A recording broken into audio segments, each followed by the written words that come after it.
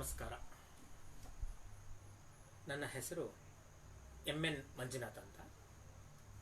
ನಾನು ನಾಗಮಂಗಲದಲ್ಲಿ ಅಧ್ಯಾಪಕನಾಗಿ ಕರ್ತವ್ಯವನ್ನು ನಿರ್ವಹಿಸ್ತಾ ಇದ್ದೀನಿ. ಪ್ರಿಯ ವೀಕ್ಷಕರೇ, ಮರೆಯಲಾಗದ ಮಹನೀಯರು ಈ ವೇದಿಕೆಯ ಅಡಿಯಲ್ಲಿ ನಮ್ಮ ಕನ್ನಡ ಸಾಹಿತ್ಯದ ದಿಗ್ಗಜರು, ಕನ್ನಡ ಸಾರಸತ್ವ ಲೋಕಕ್ಕೆ ಕೊಡುಗೆಯನ್ನು ನೀಡಿದಂತಹ ಮಹನೀಯರನ್ನ ಒಂದಿಷ್ಟು ನೆನಪಿಸ್ಕೊಳ್ಳೋಣ. ಅದರೊಟ್ಟಿಗೆ ಅವರ ಸಾಹಿತ್ಯದ ರಸದೌತಣವನ್ನ ಓದುಗರಿಗೆ, ಕೇಳುಗರಿಗೆ, ವೀಕ್ಷಕರಿಗೆ ಉಣಬಡಿಸಬೇಕೆನ್ನುವುದು ನಮ್ಮ ಈ ವೇದಿಕೆಯ ಉದ್ದೇಶ. ಅಂಕುರ ಕಾವ್ಯನಾಮದಿಂದ ಪ್ರಸಿದ್ಧಿಯಾಗಿರುವಂತಹ ಚಿಕ್ಕಮಗಳೂರಿನ ಕನ್ನಡ ಉಪನ್ಯಾಸಕರು ಪ್ರೇರಣೆಯನ್ನು ನೀಡೋದರೊಟ್ಟಿಗೆ ಮಾರ್ಗದರ್ಶನ ಮಾಡ್ತಾ ಇದ್ದಾರೆ. ಈಗಾಗಲೇ 6 ಮಂದಿ ಮಹನೀಯರನ್ನ ಸ್ಮರಣೆ ಮಾಡಿಕೊಳ್ಳಲಾಗಿದೆ. ಅವರ ಸಾಹಿತ್ಯದ ರಸದೌತಣವನ್ನು ಹಲವು ಮಂದಿ ಉಣಬಡಿಸಿದ್ದಾರೆ. ಇಂದು ಬೆಳಗೆರೆ ಕೃಷ್ಣಶಾಸ್ತ್ರಿಗಳ ಬಗ್ಗೆ ಮತ್ತು ಅವರ ಜೀವನ, ಅವರ ಸಾಹಿತ್ಯ, ಅವರ ಬದುಕು, ಅವರ ಬರಹ ಅಷ್ಟೇ ಮಾತ್ರವಲ್ಲ, ಬಿಳಿಬಟ್ಟೆಯ ಬೌದ್ಧಿಕ ಸನ್ಯಾಸಿ ಬೆಳಗೆರೆ ಕೃಷ್ಣಶಾಸ್ತ್ರಿ ಹೇಗೆ ಎಂಬ ಪ್ರಶ್ನೆಗೆ ಒಂದಿಷ್ಟು ಉತ್ತರವನ್ನು ಹುಡುಕುವಂತಹ ಕೈಂಕರ್ಯವನ್ನು ಇವತ್ತು ನಾವು ಮಾಡ್ತಾ ಇದ್ದೀವಿ. ತಾವು ಸಹ ಈ ವೇದಿಕೆಯಲ್ಲಿ ಭಾಗವಹಿಸಬಹುದು. ಯಾವ ಮಹನೀಯರ ಬಗ್ಗೆ ಮಾತನಾಡ್ತೀರಿ, ಅವರ ಸಾಹಿತ್ಯವನ್ನ ತಾವು ಉಣಬಡಿಸ್ತೀರಿ, ಇದನ್ನ ಮುಂಚಿತವಾಗಿ ತಿಳಿಸಿರಬೇಕಾಗತ್ತೆ. ಎಲ್ಲರಿಗೂ ಸಹ ತೆರೆದ ಬಾಗಿಲು ಈ ನಮ್ಮ ಮರೆಯಲಾಗದ ಮಹನೀಯರು ವೇದಿಕೆ.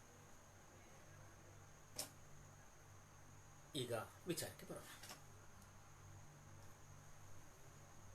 ಬೆಳಗೆರೆ ಕೃಷ್ಣಶಾಸ್ತ್ರಿ ಅಂದ ತಕ್ಷಣ ಯಾರಿಗೆ ಗೊತ್ತಿಲ್ಲ, ಕನ್ನಡ ಸಾಹಿತ್ಯಕ್ಕೆ ತನ್ನದೇ ಆದ ಕೊಡುಗೆಯನ್ನು ನೀಡಿರೋರು, ಒಬ್ಬ ಆದರ್ಶ ಶಿಕ್ಷಕ ಹೇಗೆ ಬದುಕಬೇಕು ಎಂಬುದನ್ನು ಜಗತ್ತಿಗೆ ತೋರಿಸಿಕೊಟ್ಟಂತಹ ಮಹನೀಯ. ಅಷ್ಟೇ ಮಾತ್ರವಲ್ಲ, ತನ್ನ ಇಡೀ ಜೀವನವನ್ನ ಸಮಾಜಮುಖಿಯಾಗಿ ತೊಡಗಿಸಿಕೊಂಡು ಆಧ್ಯಾತ್ಮಿಕ ಚಿಂತನೆಗಳನ್ನ ಮೈಗೂಡಿಸಿಕೊಂಡು ಕಾಲಿಗೆ ಚಕ್ರವನ್ನ ಕಟ್ಟಿಕೊಂಡು ಉಪನ್ಯಾಸಗಳ ಸೆರಮಾಲೆಯನ್ನ ನೀಡುತ್ತಾ, ಅಷ್ಟೇ ಮಾತ್ರ ಅಲ್ಲ, ಕೃತಿಗಳ ಮೂಲಕ ನಮ್ಮ ಜನ ಮರೆಯಲಾಗದಂತಹ ವ್ಯಕ್ತಿ ಬೆಳಗೆರೆ ಕೃಷ್ಣಶಾಸ್ತ್ರಿಗಳು ಎಂಬಂತಹ ಒಂದು ನಿಲುವಿಗೆ ಬರಬೇಕಾದ್ರೆ ಅವರ ಕೃತಿಗಳು ಬಹಳ ಮುಖ್ಯವಾಗಿರುತ್ತೆ. ಇದೊಂದು ಸಂಚಿಕೆ. ರವಿಶಂಕರ್ ರವರ ಒಂದು ಚಿಂತನೆ ಈ ರೀತಿ ಇದೆ. ಬೆಳಗೆರೆ ಕೃಷ್ಣಶಾಸ್ತ್ರಿಗಳ ಬಗ್ಗೆ ಮಾತನಾಡಬೇಕಾದಾಗ ಕೇವಲ 1 ಗಂಟೆಗಳ ಅವಧಿಯಲ್ಲಿ ಅಥವಾ ಒಂದಿಷ್ಟು ಹೊತ್ತು ಮಾತನಾಡಿದ್ರೆ ಎಲ್ಲೋ ಒಂದು ಕಡೆ ನಾವು ಅವರಿಗೆ ಅಪಚಾರವನ್ನು ಮಾಡ್ತಾ ಇದ್ದೀವಿ ಅನ್ಸುತ್ತೆ. ಕಾರಣವಾದರೂ ಇಷ್ಟೇ, ಸೂರ್ಯನನ್ನ ನಾವು ಕೈಯಲ್ಲಿ ಹಿಡಿದಿಟ್ಕೊಳ್ಳೋದಕ್ಕೆ ಸಾಧ್ಯ ಇಲ್ಲ, ಬೆಳಕನ್ನ ಕೈಯಲ್ಲಿ ಹಿಡಿದಿಟ್ಕೊಳ್ಳೋದಕ್ಕೆ ಸಾಧ್ಯ ಇಲ್ಲ.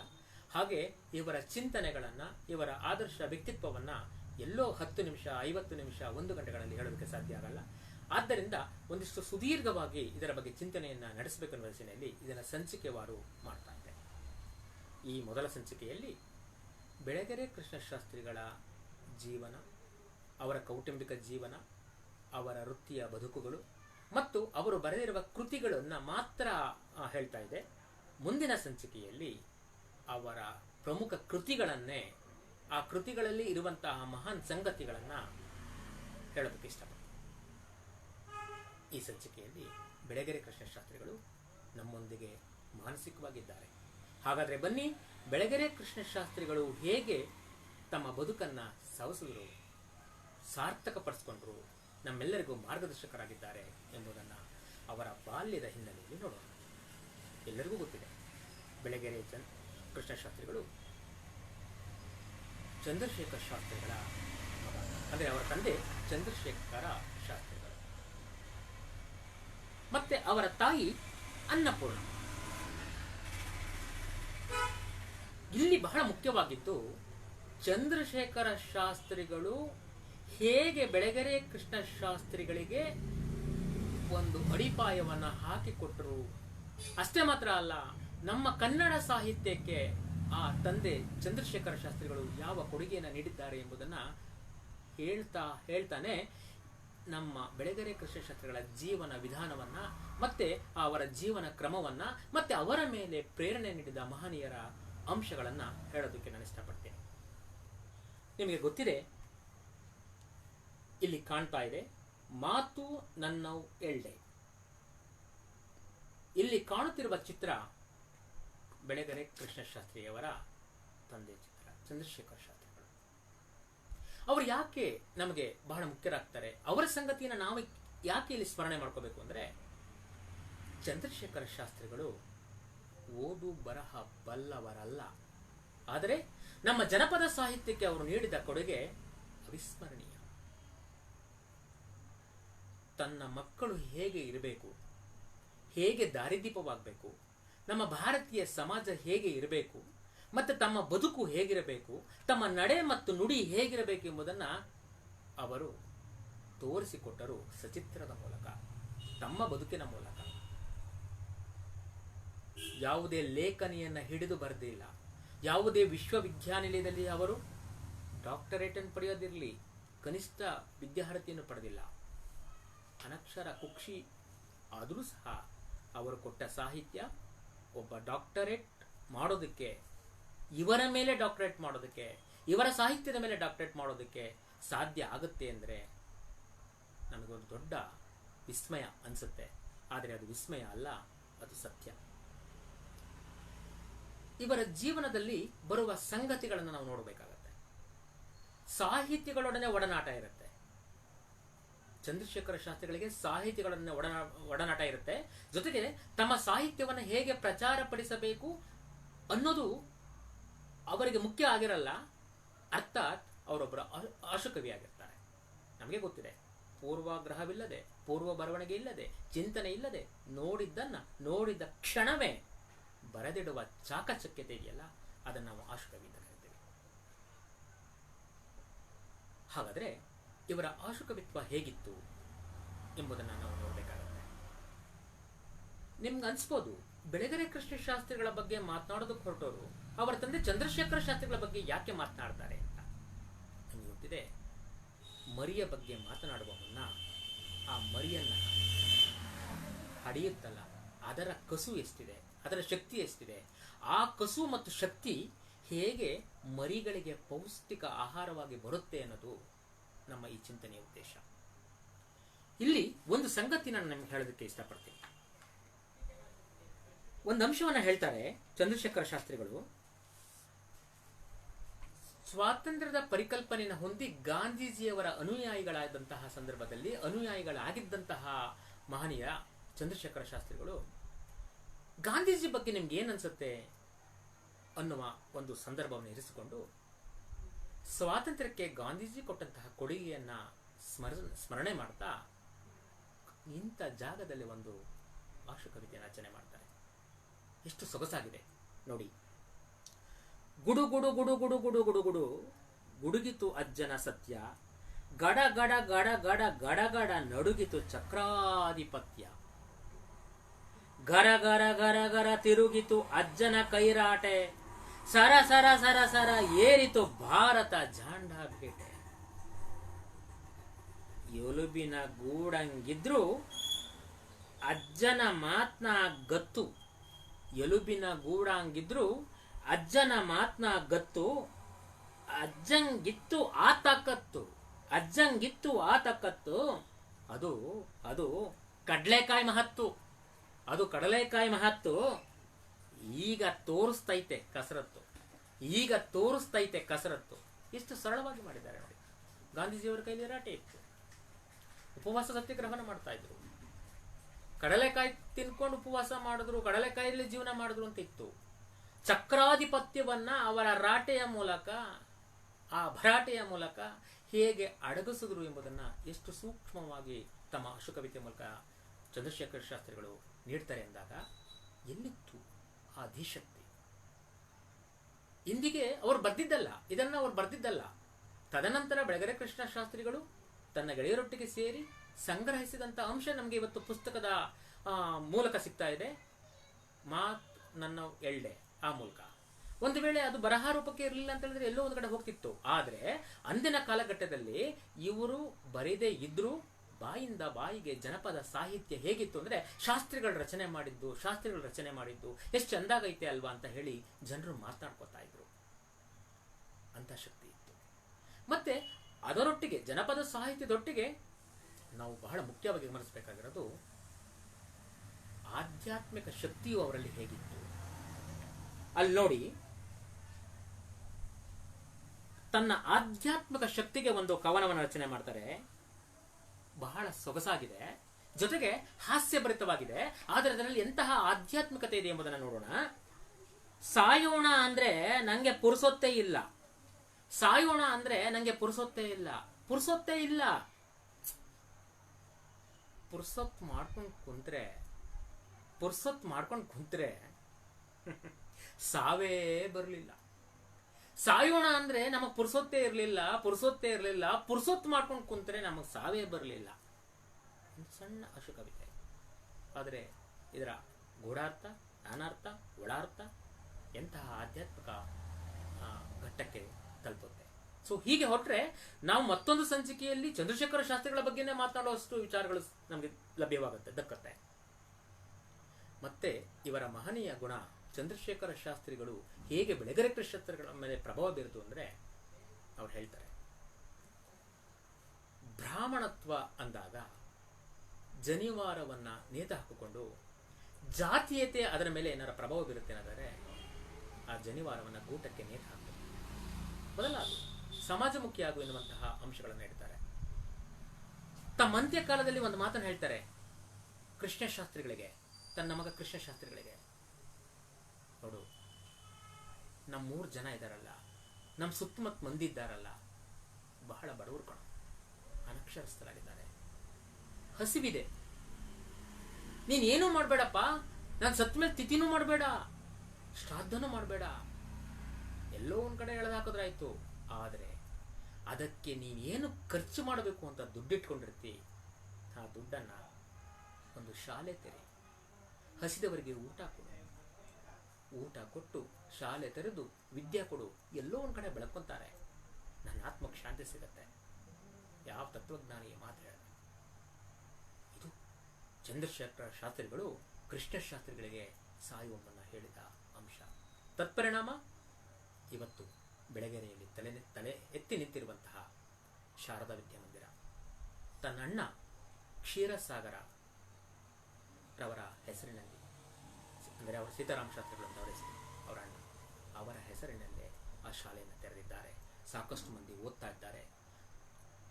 ಊಟವನ್ನು, ವಸತಿಯನ್ನು, ವಿದ್ಯೆಯನ್ನು ನೀಡ್ತಾ ಎಷ್ಟೋ ಮಂದಿ ಉನ್ನತ ಹಂತಕ್ಕೆ ಹೋಗಿದ್ದಾರೆ, ವಿದ್ಯಾವಂತರಾಗಿದ್ದಾರೆ. ಮಾತ್ರ ಅಲ್ಲ, ನಮ್ಮ ದೇಶಕ್ಕೆ ತಮ್ಮದೇ ಆದಂತಹ ಕಾಣಿಕೆಯನ್ನು ಕೊಡುವಂತಹ ದೊಡ್ಡ ವ್ಯಕ್ತಿಗಳಾಗಿ ಇರಲಿದ್ದಾರೆ.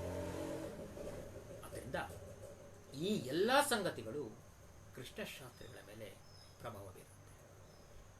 ಇನ್ನು ಅವರ ತಾಯಿ ಅನ್ನಪೂರ್ಣಮ್ಮ ಮಹಾನ್ ಸಾತ್ವಿಕ ಸ್ವಭಾವದವರು. ತದನಂತರ ನಾವು ಬರಬೇಕಾಗಿರೋದು ಅವರ ಅಣ್ಣನ ಬಗ್ಗೆ. ಚಂದ್ರಶೇಖರ ಶಾಸ್ತ್ರಿಗಳವರ ಅಣ್ಣ ಸೀತಾರಾಮ ಶಾಸ್ತ್ರಿ, ನನಗೆ ಗೊತ್ತಿದೆ, ಅವರು ಒಬ್ಬ ದೊಡ್ಡ ಗಣಿತ ಪ್ರಾಧ್ಯಾಪಕ. ಪ್ರಾಧ್ಯಾಪಕ ಅಂದ ಮಾತ್ರಕ್ಕೆ ಸಾಕಷ್ಟು ಮಂದಿ ಅವರೊಬ್ಬರು ಆಗ್ಬೋಗಿತ್ತು. ಅಷ್ಟೇ ಮಾತ್ರ ಅಲ್ಲ, ಒಬ್ಬ ಖ್ಯಾತ ನಾಟಕಕಾರ. ಸಾಹಿತ್ಯ ಬಲ್ಲವರಿಗೆ, ಸಾಹಿತ್ಯವನ್ನು ತಿಳಿದವರಿಗೆ ಮತ್ತು ನಾಟಕದ ಗೀಳನ್ನು ಇಟ್ಕೊಂಡವರಿಗೆ ಗೊತ್ತಿದೆ, ಕ್ಷೀರಸಾಗರ ಎಂಬ ಕಾವ್ಯನಾಮದಿಂದ ಪ್ರಸಿದ್ಧರಾದವರು ಸೀತಾರಾಮ ಶಾಸ್ತ್ರಿಗಳು. ಚಂದ್ರಶೇಖರ ಶಾಸ್ತ್ರಿಗಳ ಹಿರಿಯ ಮಗ, ಕೃಷ್ಣಶಾಸ್ತ್ರಿಗಳ ಮೇಲೆ ಪ್ರಭಾವ ಬೀರಿದಂತಹ ವ್ಯಕ್ತಿ. ಇದಾದ ನಂತರ ನಾವು ಗಮನಿಸಬೇಕಾದ ಮತ್ತೊಂದು ಸಂಗತಿ, ಚಂದ್ರಶೇಖರ ಶಾಸ್ತ್ರಿಗಳ ಹಿರಿಯ ಮಗ ಸೀತಾರಾಮ ಶಾಸ್ತ್ರಿಗಳು ಒಬ್ಬ ಖ್ಯಾತ ನಾಟಕಕಾರರಾಗಿರ್ತಾರೆ, ನಾಟಕ ರಚನಾಕಾರರಾಗಿರ್ತಾರೆ, ಒಬ್ಬ ಗಣಿತ ಪ್ರಾಧ್ಯಾಪಕರಾಗಿರ್ತಾರೆ. ಹೀಗೆ ಶಿಕ್ಷಣ ಕ್ಷೇತ್ರ ಹಾಗೂ ರಂಗಭೂಮಿಗೆ ತಮ್ಮದೇ ಅದನ್ನ ತೊಡಗಿಸ್ಕೊಳ್ಳೋದಕ್ಕೆ ಪ್ರೇರಣೆ ನೀಡಿದವರು ನಮ್ಮ ಚಂದ್ರಶೇಖರ ಶಾಸ್ತ್ರಿಗಳು ಅನ್ನೋದು ಒಂದು ಅಂಶ. ಎರಡನೆಯದು, ನಾವು ಗಮನಿಸಿಕೊಳ್ಳಲೇಬೇಕಾದಂತಹ ಮತ್ತೊಂದು ಅವರ ವಂಶದ ಕುಡಿ ಶ್ರೀಮತಿ ಬೆಳಗೆರೆ ಜಾನಕಮ್ಮನವರು. ಬೆಳಗೆರೆ ಜಾನಕಮ್ಮನವರು ತಮಗೆ ಕಾಣ್ತಾ ಇದೆ ಅನ್ಸುತ್ತೆ. ಈ ಬೆಳಗೆರೆ ಜಾನಕಮ್ಮನವರು ನಮಗೆ ಯಾಕೆ ಶ್ರೇಷ್ಠರಾಗ್ತಾರೆ? ನವೋದಯದ ಕಾಲದಲ್ಲಿ ಪ್ರಾರಂಭದಲ್ಲಿ ಒಬ್ಬ ಅನಕ್ಷರ ಕುಕ್ಷಿಯಾದವರು, ಸಂಸಾರದ ಭಾರವನ್ನ ಹೊರಬೇಕಾದರು. ಅಂದಿನ ಕಾಲದಲ್ಲಿ ಅನಕ್ಷರತೆ, ಬಡತನ, ಹಸಿವು, ದಾರಿದ್ರ್ಯ, ಸ್ತ್ರೀ ಅಸಮಾನತೆ ಹೇರಳವಾಗಿರುವಂತಹ ಸಂದರ್ಭದಲ್ಲಿ ಅಕ್ಷರ ಕೃಷಿಗೆ ಇಳಿದಂತಹ ಮಹಿಳೆ ಮೊದಲ ನವೋದಯ ಕವಿಯತ್ರಿ ಬೆಳಗೆರೆ ಜಾನಕಮ್ಮನವರು. ಇವರ ಬಗ್ಗೆ ಹೇಳಬೇಕು ಅಂದ್ರೆ 1-2 ಸಂಚಿಕೆ ಆಗಲ್ಲ. ನಮಗೆ ಗೊತ್ತಿದೆ, ಕಲ್ಯಾಣ ಇವರ ಸಮಗ್ರ ಕವನ ಸಂಕಲನವನ್ನ ಹೊರತಂದಿದ್ದಾರೆ. ಆ ಕವನ ಸಂಕಲನದಲ್ಲಿ ಅವರು ಹೇಗೆ ನಮ್ಮ ಸಮಾಜವನ್ನು ಬಿಂಬಿಸಿದ್ದಾರೆ, ಹೇಗೆ ಸಾಹಿತಿಗಳೊಟ್ಟಿಗೆ ಒಡನಾಟವಿತ್ತು, ಹೇಗೆ ನಮ್ಮ ಸಮಾಜವನ್ನು ಬದಲಾಯಿಸಬೇಕು ಎನ್ನುವಂತಹ ಕವನಗಳನ್ನು ಅವರು ರಚನೆ ಮಾಡಿದ್ದಾರೆ. ನಾವು ಪೂರ್ಣವಾಗಿ ಅರಿಯಬೇಕಂದ್ರೆ ಅವರ ಕಲ್ಯಾಣ ಕೃತಿಯನ್ನ, ಈಗ ತೋರಿಸೋದಲ್ಲ, ಕಲ್ಯಾಣ ಕೃತಿಯನ್ನು ಓದಲೇಬೇಕಾಗುತ್ತೆ. ಇದರಲ್ಲಿ ನನಗೆ ಬಹಳ ಮೆಚ್ಚುಗೆಯಾದಂತಹ ಸಂಗತಿ ಏನಪ್ಪಾ ಅಂದ್ರೆ, ಚಿಕ್ಕ ವಯಸ್ಸಿನಲ್ಲಿ ವಿವಾಹವಾಗಿ ಬಡತನದಲ್ಲಿ ಬೆಂದ್ರು ಬರವಣಿಗೆಗೆ ಅದರ ಸೋಂಕಿಲ್ಲದೆ, ಬಡತನದ ಸೋಂಕಿಲ್ಲದೆ ಒಂದು ಅದ್ಭುತವಾದಂತಹ ಕೃತಿಯನ್ನ ಕೊಟ್ಟಿದ್ದಾರೆ. ಅದ್ಭುತವಾದಂತಹ ಕವನಗಳನ್ನು ಬರೆದಿದ್ದಾರೆ ಬೆಳಗೆರೆ ಜಾನಕಮ್ಮ. ಇದು ಬೆಳಗೆರೆ ವಂಶದ ಮತ್ತೊಂದು ಕುಡಿ. ಆದರೆ ನಿಮಗೆ ಒಂದಿಷ್ಟು ಸಾಹಿತ್ಯದ ಗೀಳನ್ನ ಹೆಚ್ಚು ಮಾಡಬೇಕೆನ್ನುವ ಉದ್ದೇಶದಿಂದ ಒಂದು ಸಣ್ಣ ಕವಿತೆ, ಬೆಳಗೆರೆ ಜಾನಕಮ್ಮನವರ ಒಂದು ಕವಿತೆಯನ್ನು ಹೇಳುವುದರ ಮೂಲಕ ಮತ್ತೆ ಮರೆಯಲಾಗದ ಮಹನೀಯರಲ್ಲಿ ಈ ಕೃತಿಯನ್ನು ಮತ್ತಾರು ಪ್ರಸ್ತುತಪಡಿಸ್ತಾರೆ ಅಂದರೆ ಅವರಿಗೆ ಸಹಾಯವಾಗಲಿ ಎಂಬುದೇ ನಮ್ಮ ಉದ್ದೇಶವಾಗಿರುತ್ತೆ. ಇಲ್ಲಿ ಒಂದು ಅಂಶವನ್ನು ಗಮನಿಸಬೇಕು.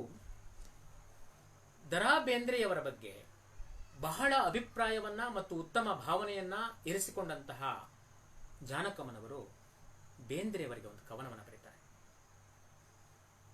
ಆ ಕವನ ಹೇಗಿರುತ್ತೆ?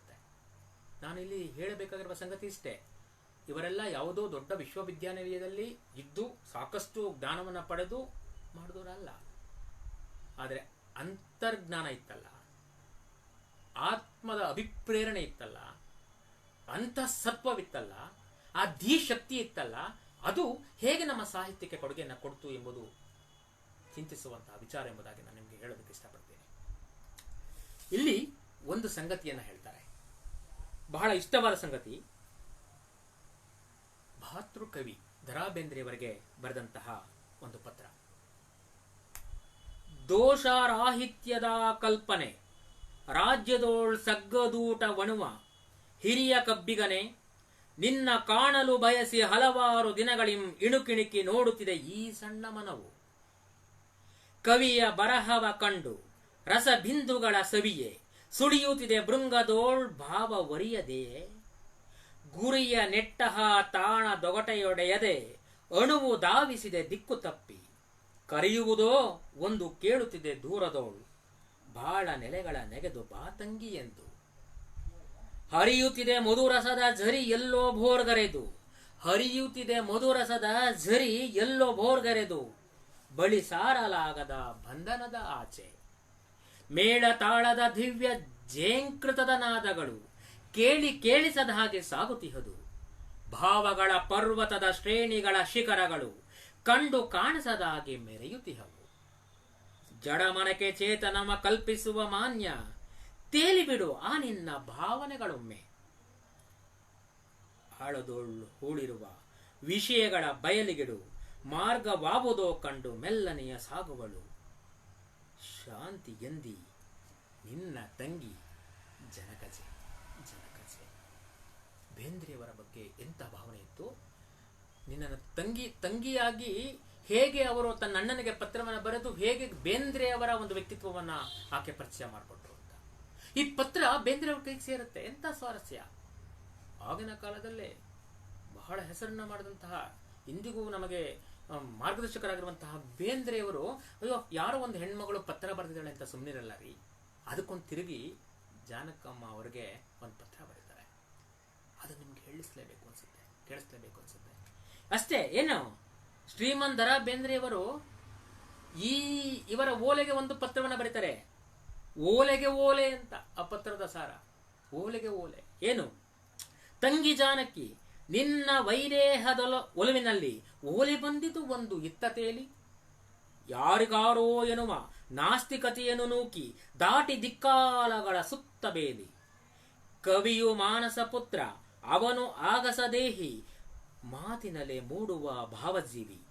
ಮೈಯಾಚೆ ಉಸಿರಾಚೆ ಬಗೆಯ ಬಣ್ಣಗಳಾಚೆ, ಅವನ ಹೂವಿರಳುವುದು ಭಾವದೇವಿ. ನೂರಾರು ತಂಗಿಯರ ಸಹಜ ನೇಹದಿ ಮಿಂದು, ಮಿಂಚಿನಾಂಚೆಯ ಬೆಳಕ ಬಯಸಿ ಬೆಳೆದು, ದೋಷ ರಾಹಿತ್ಯದ ಕಲ್ಪನಾ ರಾಜ್ಯದೋಳ್ ಸಗ್ಗದೂಟ ಉಣಿಪ ರೂಪ ತಳೆದು. ಅದನ್ನು ನೀ ಕಂಡವಳು ಬೇರೆ ಕಾಣಿಕೆ ಏಕೆ? ಕ್ಷೀರ ಸಾಗರದೆಲೆಯ ತಲೆಯ ಪರಿಯೇ. ಪೂರ್ಣಿಮಾ ದೃಷ್ಟಿಯಲ್ಲಿ ತೆರೆದೊಂದು ಸೃಷ್ಟಿಯಲ್ಲಿ, ನಿನ್ನ ನಂದನಕ್ಕೇನು ಮುಚ್ಚುವರಿಯೇ? ಝೇಂಕೃತದ ಸುಳಿ ಹಿಡಿದು ಚಿತ್ತರಂಗಕ್ಕೆ ನುಗ್ಗಿ, ಕಮಲ ವನದಲ್ಲಿ ನಿಸ್ಸೀಮವಹದು. ಭಾವ ಶಿಖರ ನೋಳ್ಪ ಜೀವಪುರ ನೆಲಸಿಹುದು, ಅದನ್ನು ನೀ ವೈದೇಹಿ ಕಾಣಬಹುದು. ವಿಷಯ ವಿಷಮವನು ತಳ್ಳಿ ಪದತಲದಾಚೆ, ಸಪ್ತ ಸ್ವರ್ಗವ ಸೀಳಿ ಮೇಲುಹಾರು. ಅಲ್ಲಿರುವ ನಲಿವೊಲವು ಇಲ್ಲಿರುವ ಬಲು ಚೆಲುವು, ಮಿಕ್ಕು ಸೂಸುವ ಹಾಗೆ ಜಗಕ್ಕೆ ಸಾಧು. 21:45 ಸೊಲ್ಲಾಪುರದಲ್ಲಿ ಅಂಬಿಕಾದನೆಯ ದತ್ತರವರು ಈ ನಮ್ಮ ಬೆಳಗೆರೆ ಜಾನಕಮ್ಮನವರ ಪತ್ರ. ಇದನ್ನು ಯಾಕೆ ಹೇಳಿದೆ ಅಂದರೆ, ಈ ಬೆಳಗೆರೆ ಕುಟುಂಬ ಇದೆಯಲ್ಲ, ಸಾಹಿತ್ಯದ ನಂಟು ಹೇಗಿದೆ ಅಂತ. ಇನ್ನು ನಾನು ಕೃಷ್ಣಶಾಸ್ತ್ರಿಗಳ ಪದತಲಕ್ಕೆ ಬಂದೇ ಇಲ್ಲ. ಒಂದು ಕಡೆ ತಂದೆ ಆಶುಕವಿ, ಮತ್ತೊಂದು ಕಡೆ ನಾಟಕಕಾರ ಅಣ್ಣ ಸೀತಾರಾಮ ಶಾಸ್ತ್ರಿಗಳು, ಮತ್ತೊಂದು ಕಡೆ ಅಕ್ಕ ಜಾನಕಮ್ಮರವರು. ಇಂತಹ ಕುಟುಂಬದಲ್ಲಿ ನೆಲೆಯಲ್ಲಿ ಬಂದವರು ಕೃಷ್ಣಶಾಸ್ತ್ರಿಗಳು. ಈ ಮಹನೀಯ ಜನಿಸಿದ್ದು 22/5/1918. ಕೆಲವು ಜಿಜ್ಞಾಸನೆ ಇದೆ, 16 ಅಂತ ಹೇಳ್ತಾರೆ, 18 ಅಂತಾರೆ. 18ರಲ್ಲಿ ನಮಗೆ ಸಿಕ್ಕಿರುವಂತಹ ಅಂಶ. ಇವರ ಶ್ರೀಮತಿ ಪದ್ಮಾವತಿ. ಮುಂದೆ ಹೇಳ್ತೀನಿ. ದುಃಖದ ಸಾಗರದಲ್ಲಿ ಇದ್ದರೂ ಆಧ್ಯಾತ್ಮವನ್ನು ದಕ್ಕಿಸಿಕೊಂಡ ಕೃಷ್ಣಶಾಸ್ತ್ರಿಗಳಲ್ಲಿ ಪದ್ಮಾವತಿಯವರ ಪಾಲು ಎಷ್ಟಿತ್ತು ಅಂತ ಮುಂದಿನ ಅಂಶಗಳಲ್ಲಿ ಹೇಳ್ತೀನಿ. ಪದ್ಮಾವತಿಯವರು, ಅವರ ಪತ್ನಿ, ಹಿರಿಯೂರಿನ ಮೋಕ್ಷಗುಂಡಂ ಹನುಮಂತರಾಯರ ಮಗಳು. ಒಬ್ಬ ಮಗ ಇರ್ತಾನೆ, ಶ್ರೀಧರ, ಗುಂಡ ಅಂತ ಕರೀತಾ ಇರ್ತಾರೆ. ಮುಂದೆ ಹೇಳೋದಕ್ಕಿಂತ ಮುನ್ನ ಈಗಲೇ ಹೇಳಿದ್ರೆ ಶಾಸ್ತ್ರಿಗಳ ಬದುಕಿನಲ್ಲಿ ಎಂತಹ ಭಾವನೆ ಇತ್ತು ಅಂತ ಗೋಚರ ಆಗುತ್ತೆ. ತದನಂತರ ಮತ್ತೆ ಅವರ ಬಾಲ್ಯದ ಪರಿಕಲ್ಪನೆಗೆ ಹೋಗೋಣ. ವಿವಾಹ ಆಗುತ್ತೆ, ತುಂಬ ಚೆನ್ನಾಗಿ ಜೀವನವನ್ನು ಮಾಡ್ತಾ ಇರ್ತಾರೆ.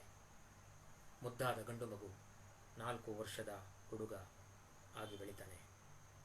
ಒಮ್ಮೆ ಹೀಗೆ ಹರಟೆ ಹೊಡಿತಾ ನಿಂತಿರುವ ಸಂದರ್ಭದಲ್ಲಿ ಓಡಿ ಬರ್ತಾನೆ ಅವರ ಮನೆಯ ವ್ಯಕ್ತಿ. 2ನೇ ಹೆರಿಗೆಗೆ ಹೋಗಿರ್ತಾರೆ ಪದ್ಮಾವತಿಯವರು.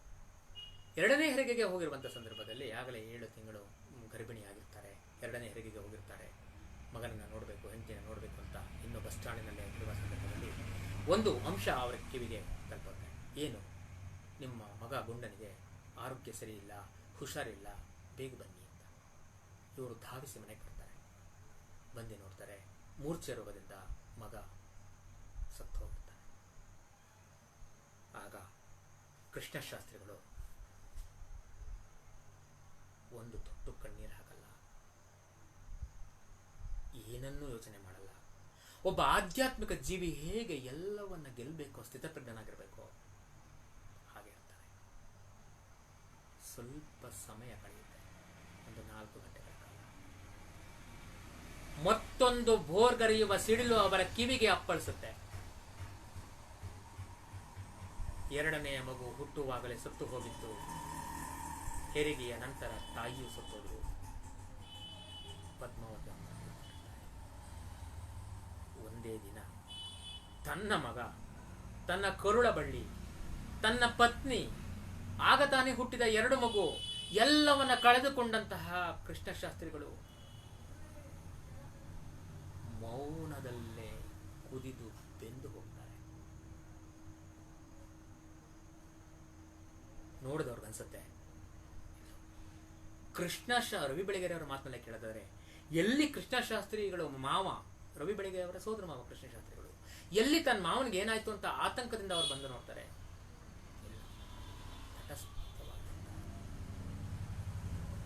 ಇನ್ನು ಮುಂದುವರೆದ ಭಾಗ ಆಯಿತು ಅಂದರೆ, ಅವರ ಕುಟುಂಬವೆಲ್ಲ ಸೇರಿ ಇಂತಹ ಕೃಷ್ಣಶಾಸ್ತ್ರಿಗಳನ್ನು ಹಾಗೆ ಬಿಡಬಾರ್ದು, ಹೇಗಾದರೂ ಮಾಡಿ ಅವರ ಬದುಕನ್ನು ದಡವನ್ನು ಸೇರಿಸಬೇಕು ಅಂತ ಹೇಳಿ ಮದುವೆ ಮಾಡಬೇಕು ಅಂತ ಹೊರಡ್ತಾರೆ. ಹೆಣ್ಣುಗಳನ್ನು ನೋಡ್ತಾರೆ. ಆದರೆ ಕೃಷ್ಣಶಾಸ್ತ್ರಿಗಳ ಮನಸ್ಸು ಒಪ್ಪಲ್ಲ. ನಂಬ್ತಿರೋ ಬಿಡ್ತಿರೋ, ನಾನು ಸುಂದರವಾಗಿದ್ದರೆ ತಾನೇ ನನಗೆ ಹುಡುಗಿಗರನ್ನ ಕೊಡೋದು, ಮದುವೆ ಮಾಡೋದಕ್ಕೆ ಪ್ರಯತ್ನ ಪಡೋದು.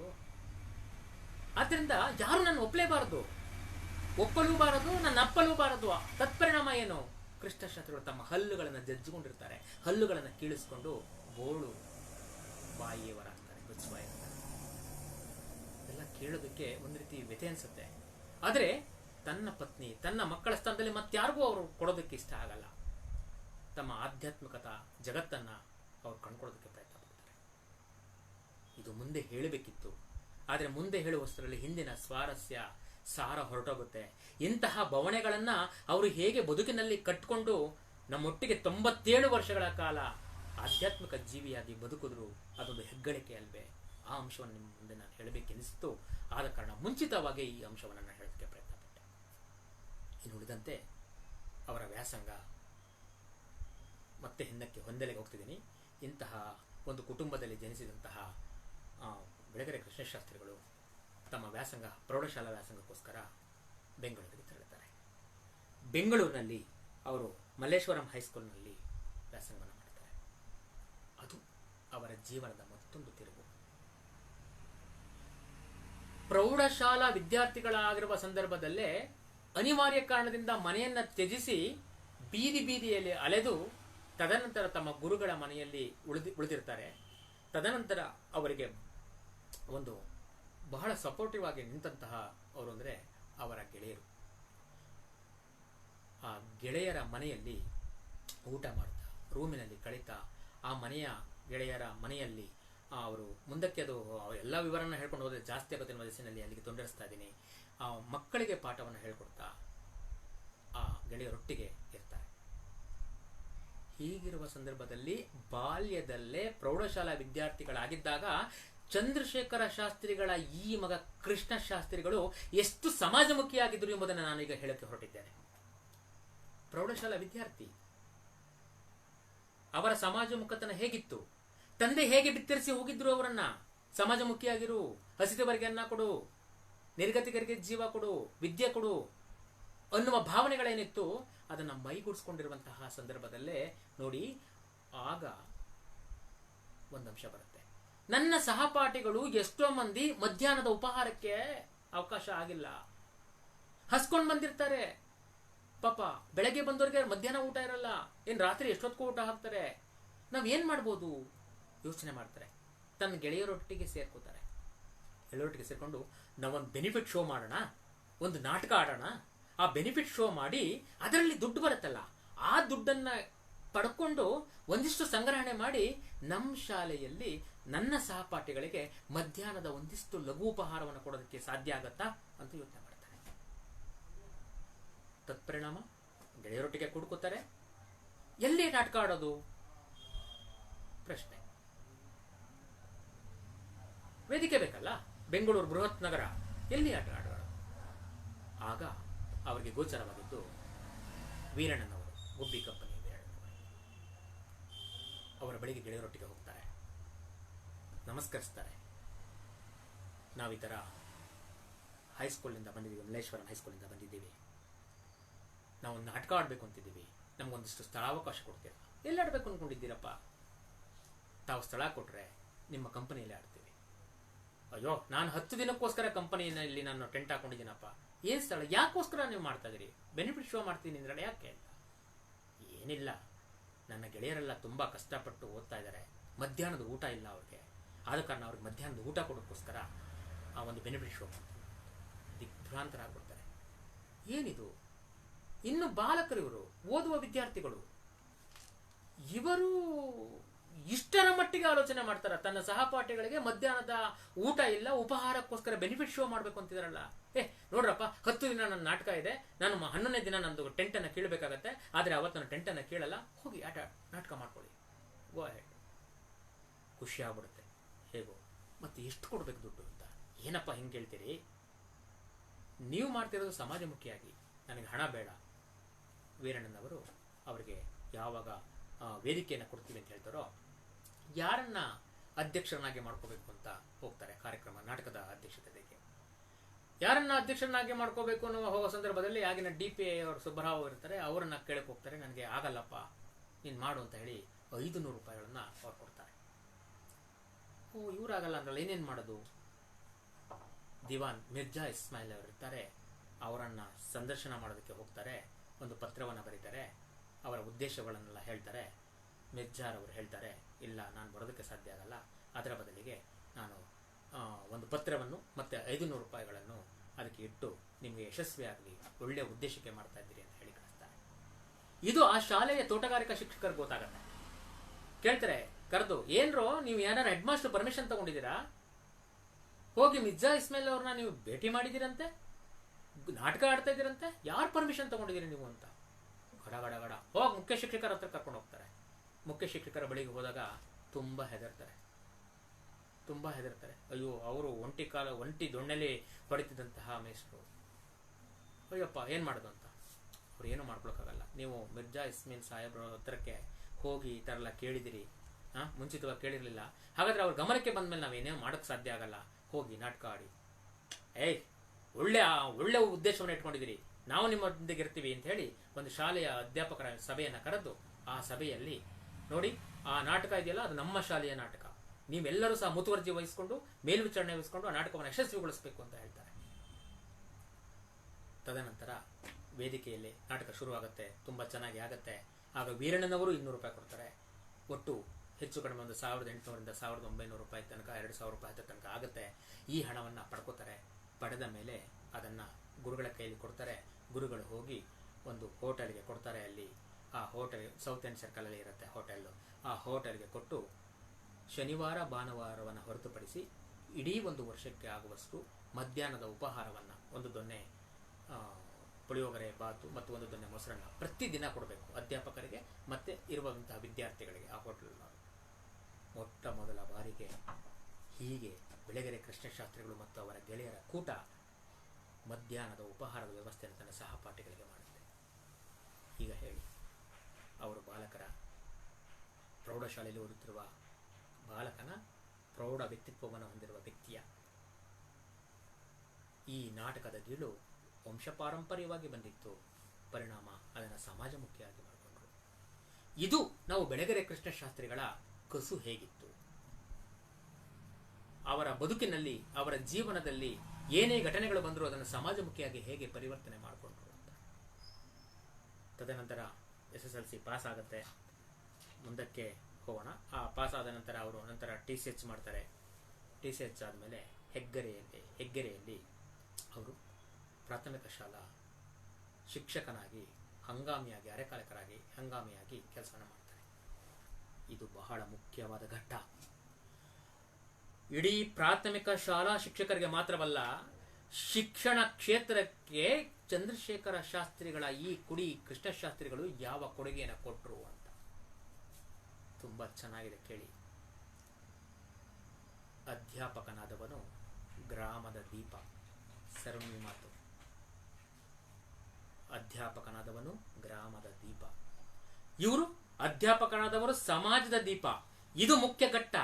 ಒಬ್ಬ ಅಧ್ಯಾಪಕನಾಗಿ, ಒಬ್ಬ ಶಿಕ್ಷಕನಾಗಿ ಕೃಷ್ಣಶಾಸ್ತ್ರಿಗಳು ಇಂದಿಗೂ ಸಹ ನಮಗೆ ದಂತಕಥೆಯಾಗಿ ಉಳಿತಾರೆ. ಜೀವಂತ ವ್ಯಕ್ತಿತ್ವವನ್ನು ಉಳಿಸಿಕೊಂಡವರಾಗಿರ್ತಾರೆ. ಇಲ್ಲಿ ಒಂದು ಮುಖ್ಯವಾದ ಪಾತ್ರವನ್ನು ನಾವು ನೋಡಬೇಕು. ಕೃಷ್ಣಶಾಸ್ತ್ರಿಗಳು ಶಿಕ್ಷಕರಾಗಿದ್ದಾಗ ಅವರ ಮೇಲೆ ಪ್ರಭಾವ ಬೀರಿದಂತಹ ಪ್ರಮುಖರಾದಂತಹ ಒಬ್ಬ ಅಧ್ಯಾಪಕ ಇರ್ತಾರೆ, ಮುಖ್ಯ ಶಿಕ್ಷಕ ಇರ್ತಾರೆ. ಅವರು ಸಿದ್ದಯ್ಯ ಮೇಸ್ಟ್ರು, ಹೆಡ್ ಮಾಸ್ಟರ್ ಆಗಿರ್ತಾರೆ. ಇವರು ಹೋಗ್ತಾರೆ, ಗೌರ್ಮೆಂಟ್ ಆರ್ಡರ್ ಕೊಡ್ತಾರೆ, ನಾನು ಈ ಥರ ಅರೆಕಾಲಿಕ ಶಿಕ್ಷಕನಾಗಿ ನಿಮ್ಮಲ್ಲಿ ಕೆಲಸ ಮಾಡೋದಕ್ಕೆ ಬರ್ತಾ ಇದ್ದೀನಿ. ಕೇಳ್ತಾರೆ, ನೋಡ್ರಪ್ಪ 20 ರೂಪಾಯಿ ಸಂಬಳ ಶಿಕ್ಷಕನಾಗಿ ಕೆಲಸ ಮಾಡೋದಕ್ಕೆ. ನೀನು 20 ರೂಪಾಯಿ ಸಂಬಳಕ್ಕಾದ್ರೆ ಕೆಲಸ ಮಾಡು. 21 ರೂಪಾಯಿ ಬೇಕು, ಇನ್ಕ್ರಿಮೆಂಟ್ ಬೇಕು, ನನಗೆ ಆ ಸೌಲಭ್ಯ ಬೇಕು, ಈ ಸೌಲಭ್ಯ ಆಗಬೇಕು ಅಂದರೆ ನೀನು ಮೇಷ್ಟ್ರ ಆಗೋಕ್ಕೆ ಲಾಯಕ್ಕಿಲ್ಲ. ಯಾವ ಅಧ್ಯಾಪಕ ಹಣದ ಆಸೆಗೆ ಬೀಳ್ತಾನೋ, ಯಾವ ಅಧ್ಯಾಪಕ ಹಣ ಸಂಗ್ರಹಣೆಯಲ್ಲಿ ತೊಡಗ್ತಾನೋ, ಯಾವ ಅಧ್ಯಾಪಕ ಸೇವೆಯನ್ನ ಮಾಡದೆ ಅದನ್ನ ಕಸುಬು ಅಂತ ತಿಳ್ಕೊತಾನೋ, ಅಥವಾ ಅದೊಂದು ವೃತ್ತಿ ಮಾರ್ಗ ಅಂತ ತಿಳ್ಕೊತಾನೋ, ಅದೊಂದು ಜೀವನ ಮಾರ್ಗ ಅಂತ ತಿಳ್ಕೊತಾನೋ, ಹಣ ಸಂಪಾದನೆಯ ಮಾರ್ಗ ಅಂತ ತಿಳ್ಕೊತಾನೋ, ಅವನು ಶಿಕ್ಷಕನೇ ಅಲ್ಲ ಎಂಬಂತಹ ಮಾತನ್ನ ಸಿದ್ದಯ್ಯರವರು ಮೊದಲನೇ ದಿನ ಇವರು ರಿಪೋರ್ಟ್ ಮಾಡ್ಕೊಳ್ಳೋಕ್ಕೆ ಹೋಗ್ತಾರೆ. ಆಗ ಚಂದ್ರಶೇಖರ್ ಶಾಸ್ತ್ರಿಗಳಿಗೆ ಅನ್ಸುತ್ತೆ, ಕೃಷ್ಣ ಶಾಸ್ತ್ರಿಗಳಿಗೆ ಅನ್ಸುತ್ತೆ, ಅಬ್ಬ ಯಾವ ಗುರುಗಳು, ನನ್ನ ಬಾಳಿನ ದಾರಿದೀಪ, ನನ್ನ ಬದುಕಿಗೆ ಇವರು ನಿಜಕ್ಕೂ ಕಾಣಿಕೆಯನ್ನು ಕೊಡ್ತಾರೆ. ಇಲ್ಲಿ ಬಹಳ ಮುಖ್ಯವಾದ ಸಂಗತಿ, ಕೇಳುಗರು ಬೇಕಾದಷ್ಟು ಮಂದಿ ಅಧ್ಯಾಪಕರಾಗಿರ್ಬೋದು, ಸಿದ್ದಯ್ಯ ಮೇಷ್ಟ್ರು ಯಾವುದೇ ಯೂನಿವರ್ಸಿಟಿನಲ್ಲಿ ಓದೋರಲ್ಲ. ಸಿದ್ದಯ್ಯ ಮೇಷ್ಟ್ರು ಯಾವುದೇ ವ್ಯಾಸಂಗವನ್ನ ಮಾಡದೆ ಮರಳಿನ ಮೇಲೆ ತಿದ್ದಿ ಅಕ್ಷರ ಜ್ಞಾನವನ್ನ ಪಡೆದಂತವರು. ಸಿದ್ದಯ್ಯ ಮೇಷ್ಟ್ರಿಗೆ ಯಾವುದೇ ಸಾಮಾಜಿಕ ಹಿನ್ನೆಲೆ ಇರಲ್ಲ, ಕೌಟುಂಬಿಕ ಹಿನ್ನೆಲೆ ಇರಲ್ಲ. ಅಂತಹ ಕಾಲಘಟ್ಟದಲ್ಲಿ ಅವರು ಒಬ್ಬ ಆದರ್ಶ ಶಿಕ್ಷಕರಾಗ್ತಾರೆ. ಲಕ್ಷ್ಮೀಶನ ಕಾವ್ಯವನ್ನ ಕರತಲ ಮೂಲಕ ಮಾಡ್ಕೊಂಡಿರ್ತಾರೆ. ಒಂದು ಸಂಗತಿಯನ್ನ ಹೇಳದೆ ನಾನು ಸಿದ್ದಯ್ಯ ಮಾಸ್ಟರ್ ಅವರ ವ್ಯಕ್ತಿತ್ವವನ್ನು ನಿಮಗೆ ಗುಣಪಡಿಸೋದಕ್ಕೆ ಸಾಧ್ಯ ಆಗಲ್ಲ.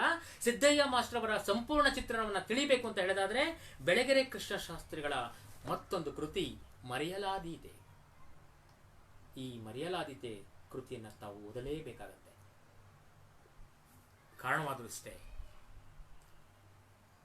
ಆದರ್ಶ ವ್ಯಕ್ತಿಗಳ ಬಗ್ಗೆ ಹೇಳಿದ್ದಾರೆ, ಮಹಾನ್ ವ್ಯಕ್ತಿಗಳ ಬಗ್ಗೆ ಹೇಳಿದ್ದಾರೆ, ಅಸಾಮಾನ್ಯರಲ್ಲಿ ಅಸಾಮಾನ್ಯರ ಬಗ್ಗೆ ಹೇಳಿದ್ದಾರೆ, ಸಮಾಜದಲ್ಲಿ ಅತ್ಯಂತ ನಿಕೃಷ್ಟಕ್ಕೆ ಒಳಗಾಗಿರುವ ಜನಾಂಗದ ಬಗ್ಗೆ ಹೇಳಿದ್ದಾರೆ. ಇಸ್ಲಾಂ ಧರ್ಮದವರು ಸಹ ಹೇಗೆ ವ್ಯಕ್ತಿತ್ವ ವಿಕಸನವನ್ನ ಮಾಡಿಕೊಂಡು ಆದರ್ಶರಾಗಿದ್ದಾರೆ ಎಂಬುದನ್ನ ಅಲ್ಲಾಹ್ ಸಭೆ ಮೂಲಕ ಹೇಳಿದ್ದಾರೆ. ಕ್ರೈಸ್ತ ಮತದ ಮತಾಯ್ ಬಗ್ಗೆ ಹೇಳಿದ್ದಾರೆ. ಅರ್ಥಾತ್ ಮರೆಯಲಾಗದ ಮಹನೀಯರು ಕೃತಿ ನಮಗೆ ಸಾಹಿತಿಗಳ ಒಡನಾಟವನ್ನು ಸಿಕ್ಸುತ್ತೆ. ಮಹಾತ್ಮ ಗಾಂಧೀಜಿಯವರ ಆದರ್ಶ ವ್ಯಕ್ತಿತ್ವವೂ ಸಹ ಗೋಚರವಾಗುತ್ತೆ. ಸಿರಿಯಜ್ಜಿ ಎನ್ನುವಂತಹ ಜನಪದ ಸಾಹಿತ್ಯವನ್ನು ಹೊರತಂದಂತಹ ವ್ಯಕ್ತಿಯ ಬಗ್ಗೆನೂ ಹೇಳಿದ್ದಾರೆ, ಮತ್ತೆ ಎಲ್ಲರ ಬಗ್ಗೆ ಹೇಳಿದ್ದಾರೆ, ಎಲ್ಲ ಆದರ್ಶಗಳ ಬಗ್ಗೆ ಹೇಳಿದ್ದಾರೆ, ಎಲ್ಲರ ವ್ಯಕ್ತಿತ್ವದ ಬಗ್ಗೆ ಹೇಳಿದ್ದಾರೆ. ಮರೆಯಲಾದೀತೆ ಎಂಬ ಈ ಕೃತಿಯನ್ನ ನೀವು ಮರೆಯಲಾರದೆ ಓದಬೇಕಾದಂತಹ ಸಂಗತಿ. ಏಕೆಂದರೆ ಬಹುಶಃ 10 ಸಂಚಿಕೆಗಳಾದರೂ ಈ ಮರೆಯಲಾದೀತೆ ಕೃತಿಯಲ್ಲಿರುವ ಮಹನೀಯರನ್ನ ನಾವು ಸಂಪೂರ್ಣವಾಗಿ ತಿಳಿಸೋದಕ್ಕೆ ಸಾಧ್ಯ ಆಗಲ್ಲ.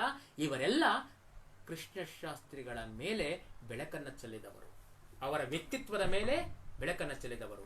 ಅದರಲ್ಲಿ ಒಬ್ಬ ವ್ಯಕ್ತಿ ಸಿದ್ದಯ್ಯ ಮೇಷ್ಟ್ರು, ಅವರ ಹೆಡ್ ಮೇಷ್ಟ್ರು. ಒಂದು ಸಂಗತಿ ಏನಾಗುತ್ತೆ ಗೊತ್ತಾ, ಮೈಸೂರು ವಿಶ್ವವಿದ್ಯಾಲಯದಲ್ಲಿ ಹಾಮಾನಾಯಕರ ನೇತೃತ್ವದಲ್ಲಿ ಈ ಸಿದ್ದಯ್ಯ ಮಾಸ್ಟರ್ನ ಕೃಷ್ಣಶಾಸ್ತ್ರಿಗಳು ಕರ್ಕೊಂಡು ಹೋಗ್ತಾರೆ. ಹೋಗಿ ಇವರ ಬಗ್ಗೆ ವಿಚಾರವನ್ನು ತಿಳಿಸ್ತಾರೆ. ಸಿದ್ದಯ್ಯ ಮಾಸ್ಟರು ಹೀಗೆ ನಮಗೆ ಮುಖ್ಯ ಗುರುಗಳಾಗಿದ್ರು, ಇವರು ತುಂಬಾ ಬರಹವನ್ನ ಬಲ್ಲವರಲ್ಲ, ಆದರೆ ಜ್ಞಾನಿ, ಯೋಗಿ, ಬದುಕು ಹೇಗಿರಬೇಕು ತುಂಬಾ ಚೆನ್ನಾಗಿದ್ದಂತ ಒಂದು ವರ್ಡು.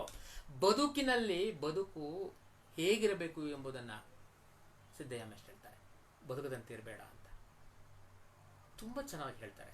ಸೊ ಈ ಅಂಶವನ್ನ ಇರಿಸಿಕೊಂಡು ಲಕ್ಷ್ಮೇಶ್ವರ ಬಗ್ಗೆ ನಿಮಗೆ ಏನು ಗೊತ್ತಿದೆ ಅಂತ ಕೇಳ್ತಾರೆ.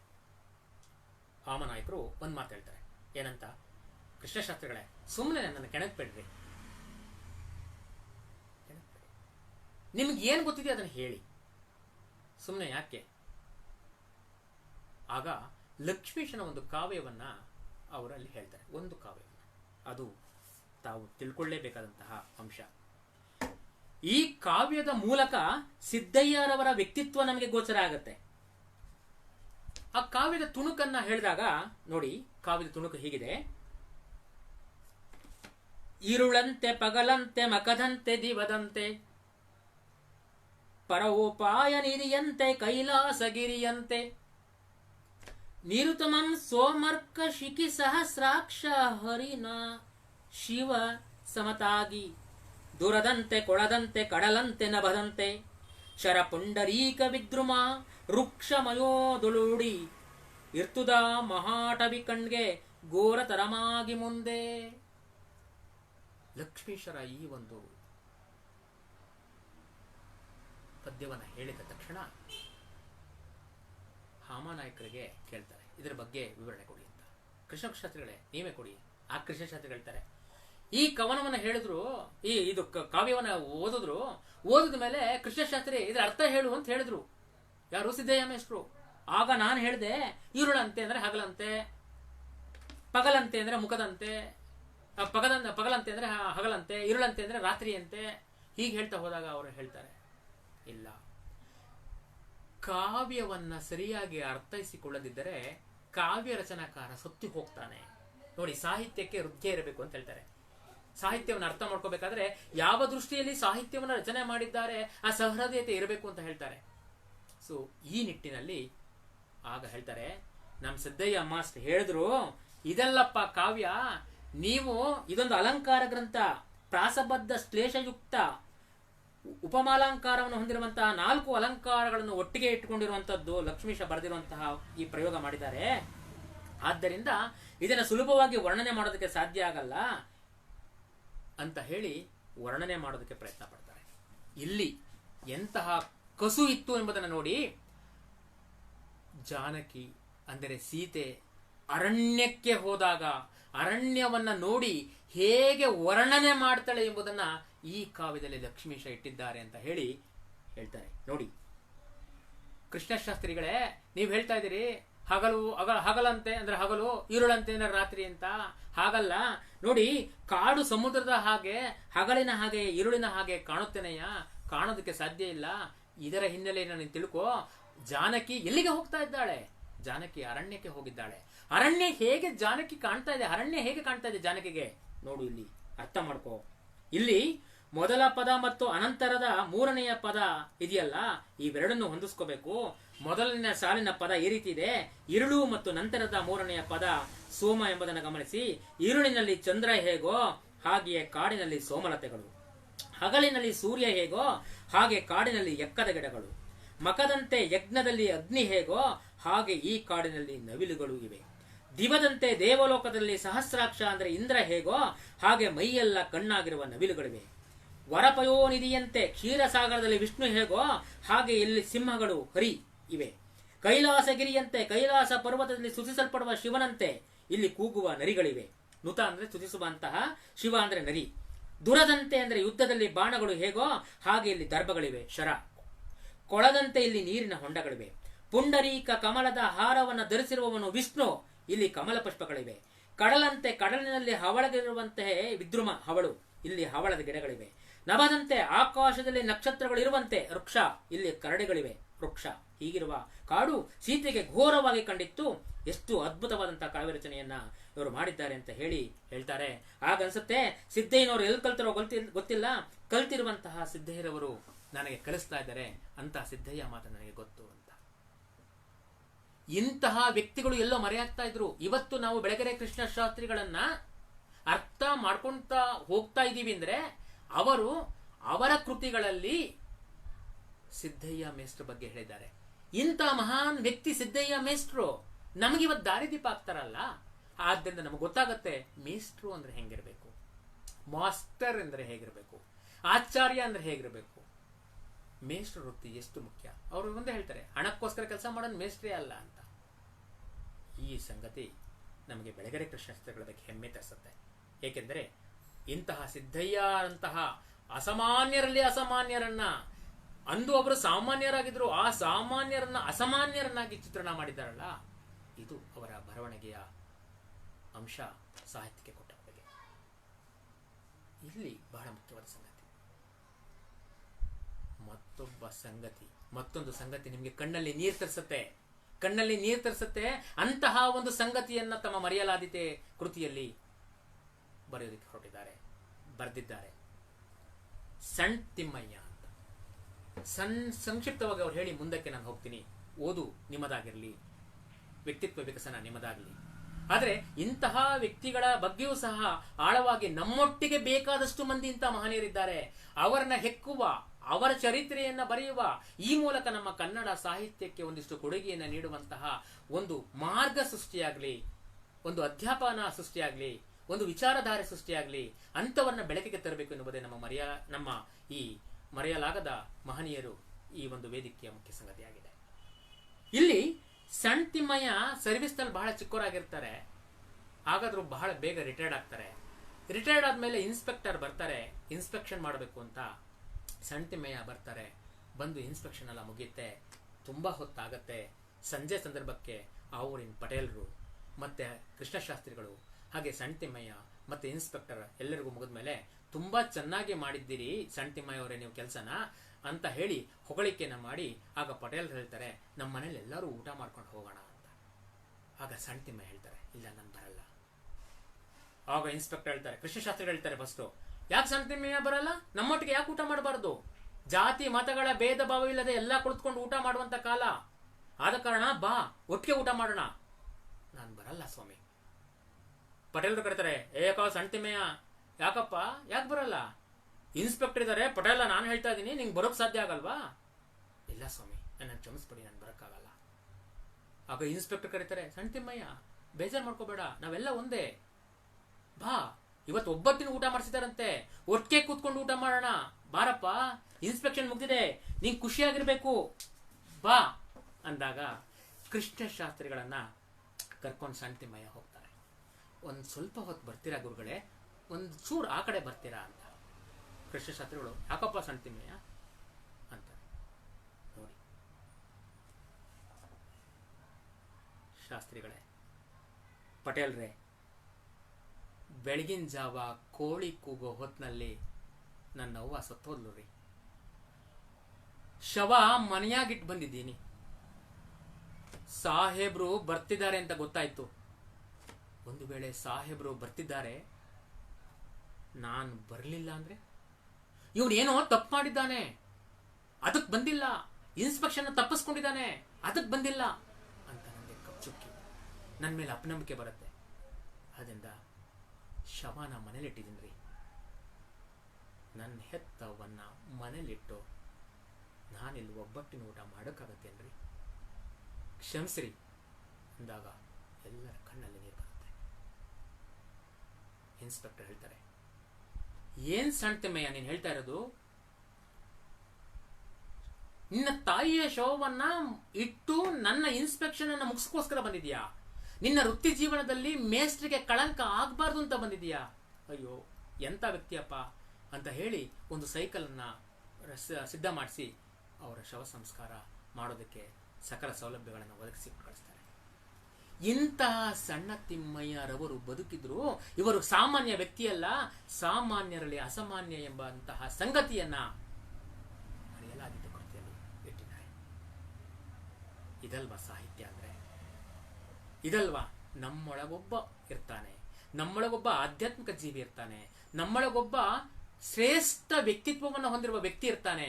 ಯಾವುದೇ ಜಾತಿ ಮತ ಪಂಥ ಧರ್ಮಗಳನ್ನ ಮೀರಿದಂತಹ ಮಹನೀಯರು ನಮ್ಮಲ್ಲಿ ಇದ್ದಾರೆ ಎಂಬುದನ್ನ ಅವರ ಕೃತಿಗಳ ಮೂಲಕ, ಅವರ ಮಾತಿನ ಮೂಲಕ ಕೃಷ್ಣಶಾಸ್ತ್ರಿಗಳು ನಮಗೆ ಉಣಬಡಿಸಿದ್ದಾರೆ. ಇದನ್ನೆಲ್ಲ ನೋಡಿದ್ರೆ ನಮಗೆ ಏನು ಅನಿಸ್ಬೋದು? ಆಲೋಚನೆ ಮಾಡಿ. ಒಂದಿಷ್ಟು ಅಷ್ಟು ತರ್ಪಣವನ್ನು ನೀಡಬಹುದು, ಅಬ್ಬಾ ಇಂಥ ವ್ಯಕ್ತಿಗಳಿದ್ದಾರಾ ಅನ್ಬೋದು. ಆದರೆ ಕೃಷ್ಣಶಾಸ್ತ್ರಿಗಳ ಮಾತು ಹೀಗಿರುತ್ತೆ, ಮೇಷ್ಟ್ರಾದವರು ಗ್ರಾಮದ ಬೆಳಕು ಅಂತ ಏನ್ ಸರ್ ಸಿ ವಿ ವಿಶ್ವೇಶ್ವರಯ್ಯ ಹೇಳಿದ್ರು, ಆ ಮಾತನ್ನು ತಗೊಂಡು ಮೇಷ್ಟ್ರಾದವರು ಸಮಾಜದ ಬದುಕು, ಸಮಾಜದ ದೀಪ. ವೃತ್ತಿ ಜೀವನದಲ್ಲಿ ಕೃಷ್ಣಶಾಸ್ತ್ರಿಗಳು ಯಾಕೆ ಶ್ರೇಷ್ಠರಾಗ್ತಾರೆ ಅಂದ್ರೆ ಗಾಂಧಿ ತತ್ವವನ್ನು ಅಳವಡಿಸ್ಕೊತಾರೆ. ಗಾಂಧಿ ತತ್ವವನ್ನು ಅಳವಡಿಸಿಕೊಂಡಿದ್ದು ಯಾವಾಗ? ಪ್ರೌಢಶಾಲೆಯಲ್ಲಿದ್ದಾಗಲೇ ಅವರು ಗಾಂಧೀಜಿಯ ಅನುಯಾಯಿ ಆಗ್ತಾರೆ. ಗಾಂಧೀಜಿಯವರು ಬೆಂಗಳೂರಿಗೆ ಬಂದಂತ ಸಂದರ್ಭದಲ್ಲಿ ಇವರು ಸ್ವಯಂ ಸೇವಕರಾಗಿ ಕಾರ್ಯವನ್ನು ನಿರ್ವಹಿಸ್ತಾರೆ. ಗಾಂಧಿಯ ತತ್ವಗಳನ್ನು ಕಣ್ಣಾರೆ ನೋಡ್ತಾರೆ, ತಮ್ಮ ವೃತ್ತಿ ಜೀವನದಲ್ಲಿ ಬಳಸ್ಕೋತಾರೆ. ತತ್ಪರಿಣಾಮ ಗ್ರಾಮ ಸ್ವರಾಜ್ಯವಾಗದ ಹೊರತು ರಾಮರಾಜ್ಯವಾಗೋದಕ್ಕೆ ಸಾಧ್ಯ ಇಲ್ಲ ಎನ್ನುವಂತಹ ಗಾಂಧೀಜಿಯ ನೆನಪುಗಳನ್ನು ಇಟ್ಕೊಂಡು ಶ್ರಮದಾನವನ್ನ ಮಾಡೋದಕ್ಕೆ ಪ್ರಯತ್ನ ಪಡ್ತಾರೆ. ಅವರು ಎಲ್ಲೆಲ್ಲಿ ಕೆಲಸವನ್ನ ಮಾಡಿದ್ದರೋ ಅಲ್ಲೆಲ್ಲ ಜನರನ್ನ ಸಂಘಟನೆ ಮಾಡಿ ಅವರಿಂದ ವಸ್ತುಗಳನ್ನು ಖರೀದಿಸಿ ಸಂಗ್ರಹಿಸಿ ತದನಂತರ ಶಾಲೆ ಕಟ್ತಾರೆ, ವಸತಿ ನಿಲಯಗಳನ್ನು ಕಟ್ತಾರೆ, ಆಸ್ಪತ್ರೆಗಳನ್ನು ಕಟ್ತಾರೆ, ಮರೆಯಲಾಗದ ಮೇಷ್ಟ್ರಾಗ್ತಾರೆ. ಇವತ್ತಿಗೆ ಬಹಳ ಮುಖ್ಯವಾಗಿ ಆ ದ್ಯಾವನೂರ ಕಡೆ ಹೋದ್ರೆ ಸಂಪೂರ್ಣವಾಗಿ ಕೃಷ್ಣಶಾಸ್ತ್ರಿಗಳನ್ನು ನೆನಪಿಸಿಕೊಳ್ಳದೇ ಇರುವಂತಹ ವ್ಯಕ್ತಿಗಳೇ ಇಲ್ಲ. ಅಂತಹ ಮಹನೀಯ ಕೃಷ್ಣಶಾಸ್ತ್ರಿಗಳು ಒಬ್ಬ ಅಧ್ಯಾಪಕರಿಗೆ, ಇಡೀ ಅಧ್ಯಾಪಕ ಕುಟುಂಬಕ್ಕೆ ಮಾದರಿಯಾದಂತಹ ಅಧ್ಯಾಪಕರಾಗ್ತಾರೆ. ಮತ್ತೊಂದು ಸಂಗತಿ,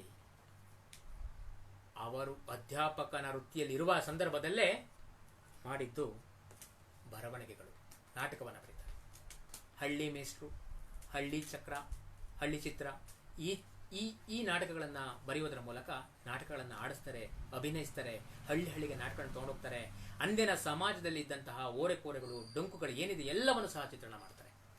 ಮುಂದಕ್ಕೆ ನಿಮಗೆ ಒಟ್ಟಾರೆ ನಮ್ಮ ಕೃಷ್ಣಶಾಸ್ತ್ರಿಗಳ ಸಾಹಿತ್ಯದ ಕೊಡುಗೆಗಳು ಯಾವುದು, ಕೃತಿಗಳು ಯಾವುದು ಅಂತ ಹೇಳೋಕ್ಕಿಂತ ಮುನ್ನ ಮಧ್ಯದಲ್ಲಿ ನಾನು ನಿಮ್ಗೆ ಪರಿಚಯ ಮಾಡ್ಕೊಡ್ತಾ ಇದ್ದೀನಿ. ಅವರು ಬರೆದಂತಹ ಪಾಶುಪತಾಸ್ತ್ರ ನಾಟಕ ಆಗಿರ್ಬೋದು, ಹಳ್ಳಿ ಚಕ್ರ ನಾಟಕ ಆಗಿರ್ಬೋದು, ಹಳ್ಳಿ ಮೇಷ್ಟ್ರ ನಾಟಕ ಆಗಿರ್ಬೋದು, ಈ ಹಳ್ಳಿ ಚಿತ್ರ ಆಗಿರ್ಬೋದು, ಇವೆಲ್ಲವೂ ಸಹ ಅವರ ಸಮಾಜವನ್ನು ಅಂಕು ಡೊಂಕುಗಳನ್ನು ತಿದ್ದುವಂತಹ ಕೈಂಕರ್ಯದಲ್ಲಿ ತೊಡಗುತ್ತಾರೆ. ಅಷ್ಟೇ ಮಾತ್ರ ಅಲ್ಲ, ಬೆನಿಫಿಟ್ ಶೋಗಳನ್ನು ಮಾಡುವುದರ ಮೂಲಕ ಹಳ್ಳಿಗಳಿಗೆ ಬೇಕಾದಂತಹ ಸೌಲಭ್ಯಗಳನ್ನು, ಶಾಲೆಯನ್ನು, ಆಸ್ಪತ್ರೆಯನ್ನು, ವಸತಿ ನಿಲಯಗಳನ್ನು ಕಟ್ಟೋದಕ್ಕೆ ಪ್ರಯತ್ನ ಪಡ್ತಾರೆ.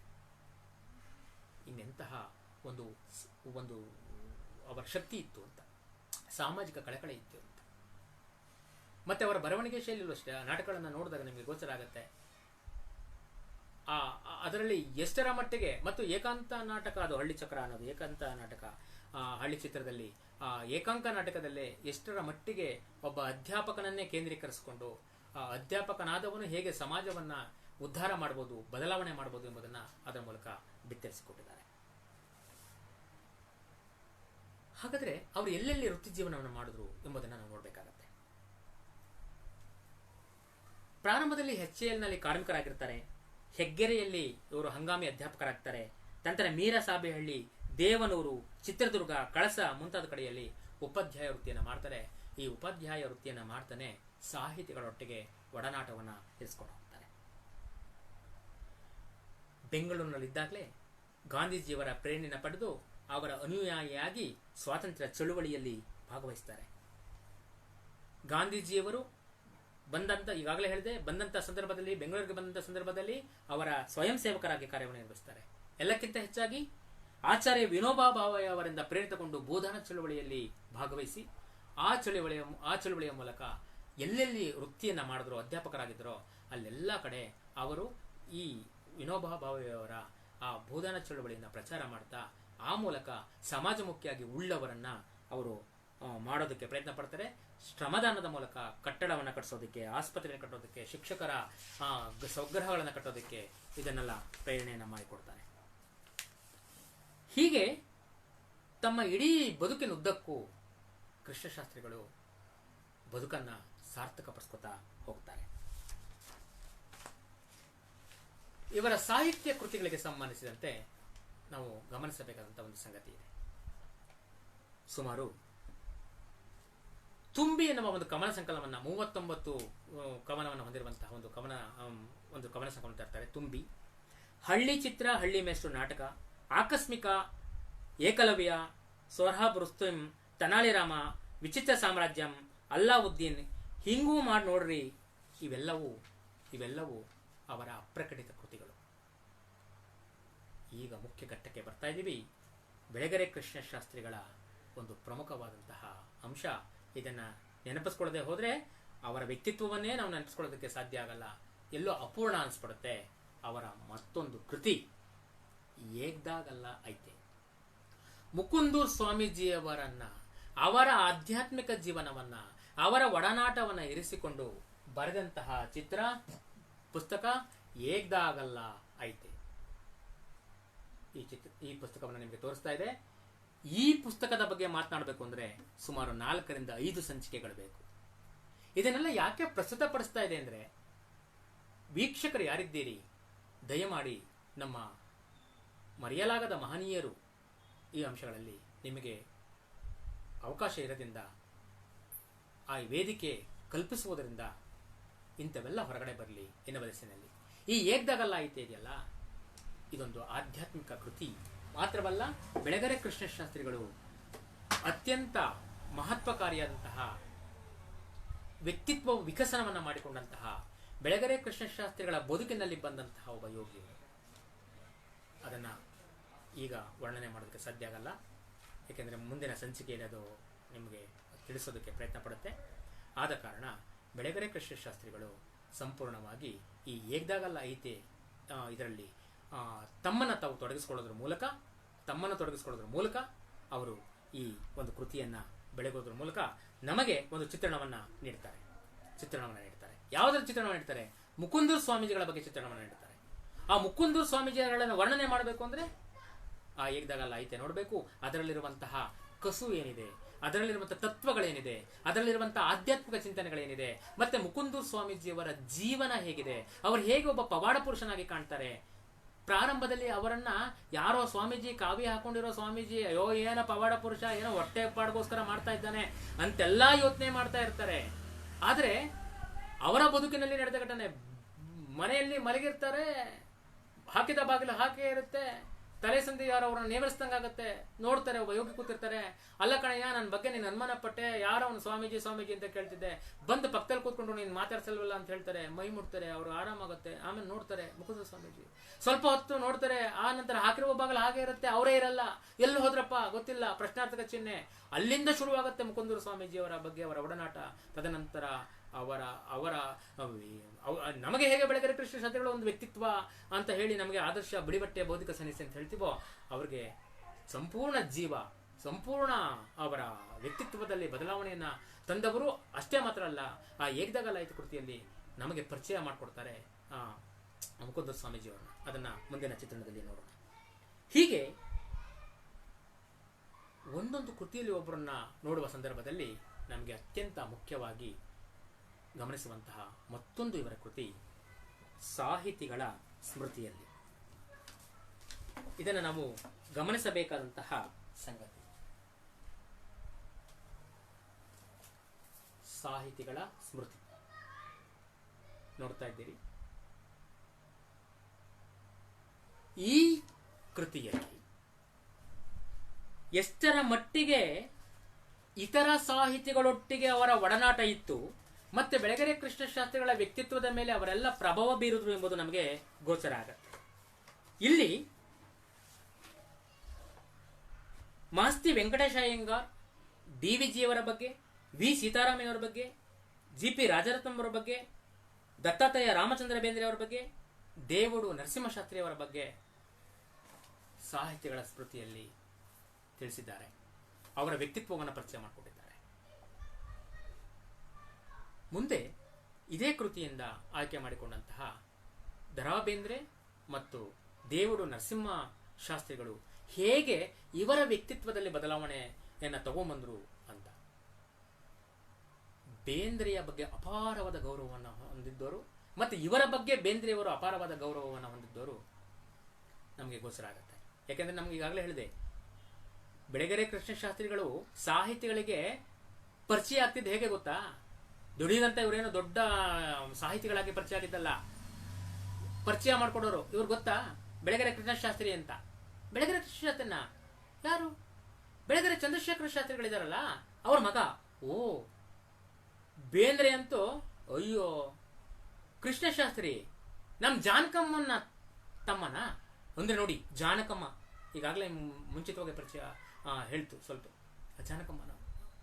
ಹೀಗೆ ಬೇಂದ್ರೆಯವರ ಒಟ್ಟಿಗೆ ಇವರು ಒಡನಾಟವನ್ನು ಇಟ್ಕೊಂಡು ಬೇಂದ್ರೆಯವರ ಜೀವನದಲ್ಲಿ, ಬೇಂದ್ರೆಯವರ ಬದುಕಿನಲ್ಲಿ ಕಂಡಂತಹ ಏಳು ಬೀಳುಗಳು, ಮತ್ತೆ ಬೇಂದ್ರೆಯವರ ಬದುಕು, ಮತ್ತೆ ಅವರ ಔದಾತ್ಯ, ಉನ್ನತಿ ಅಂಶಗಳು, ಅವರಲ್ಲಿದ್ದಂತಹ ಮೌಲ್ಯ, ಅವರ ಸಮಾಜದಲ್ಲಿ ತೋರುತ್ತಿದ್ದಂತಹ ಪ್ರೀತಿ, ಇವೆಲ್ಲವೂ ಸಹ ನಮಗೆ ಸಾಹಿತಿಗಳ ಸ್ಮೃತಿಯಲ್ಲಿ ಗೋಚರ ಆಗುತ್ತೆ.